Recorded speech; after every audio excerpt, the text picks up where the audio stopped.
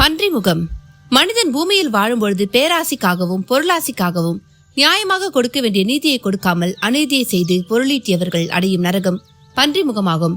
தன்னை சார்ந்து வந்தவர்களுக்கு உதவி செய்யாமல் அவர்களை ஏமாற்றி அவர்களுக்கு அநீதி இழைத்த அக்கிரமக்காரர்களை இங்கே பல வகையில் துன்பங்கள் தரும் வகையில் யமகிங்கர்கள் துன்புறுத்துவார்கள்.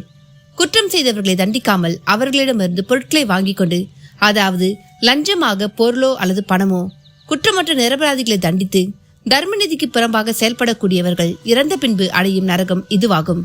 செய்யும் தொழிலை நேர்மையுடன் செய்யாமல் அந்த தொழிலில் உள்ள வேலையை செய்வதற்காக லஞ்சம் வாங்குபவர்கள், அகந்தையோடு அநியாயமாக தீர்ப்பு எழுதியவர்களும், பொருளில்லாமல் வறுமையில் வாடியவர்களை ஏமாற்றி அவர்களுக்கு கிடைக்கக்கூடிய நீதிகளை வாங்கி தராமல் அநீதியாக செயல்படக்கூடிய வழக்கறிஞர்களும் செல்லும் நரகம் இதுவாகும். பன்றிமுக நரகமானது பன்றிமுகத்துடன் கூறிய பற்கள் கொண்ட அருவருக்கத்தக்க கோரமான உருவத்துடன் காணப்படும் மிருகம் இந்த நரகத்தில் இருக்கும்.